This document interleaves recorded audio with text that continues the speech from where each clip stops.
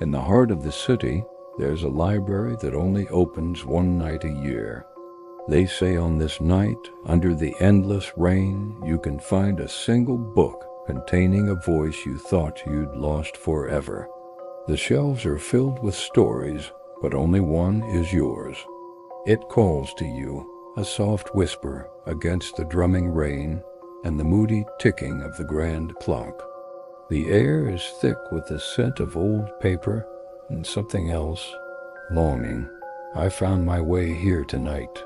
The librarian, a figure cloaked in shadows and the warm glow of a single desk lamp, watched me with ancient, knowing eyes. He didn't speak, just gestured towards the labyrinth of shelves.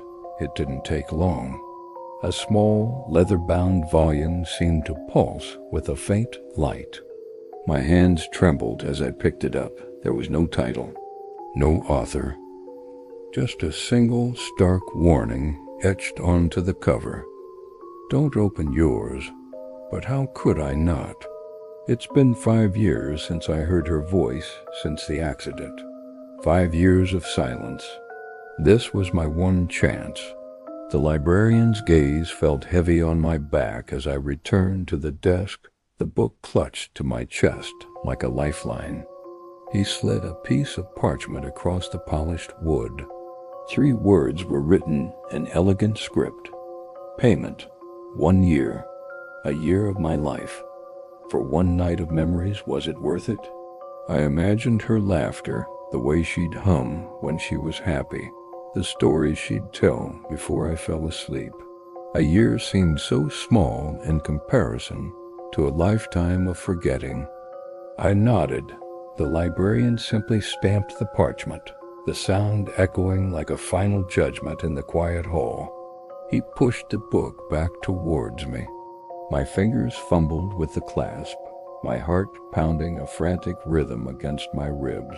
I opened it, and there it was, her voice. Not a memory, but real, tangible, filling the space around me. She was reading our favorite story, the one about the stars.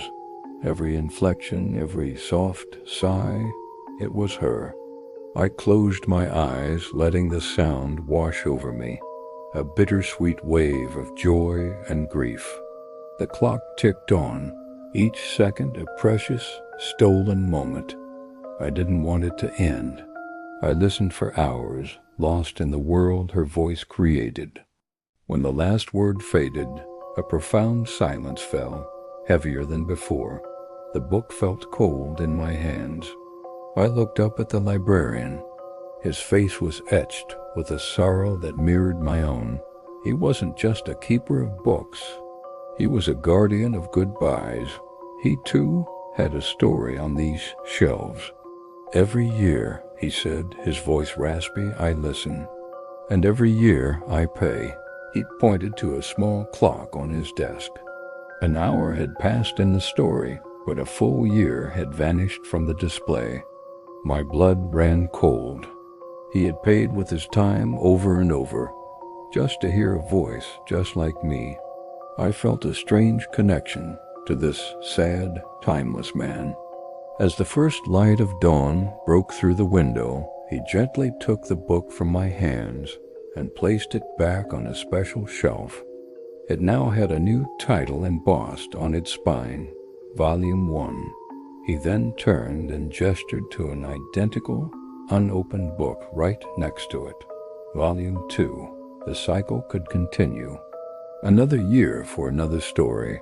He looked at me, a silent question in his eyes. What would I do next year? Would I return? Would you? Thanks for watching .yo. This is a brand new channel, and we're kicking it off with a $100 Valentine giveaway. Subscribe and comment, new channel. We're choosing winners from the first subscribers, so don't miss out.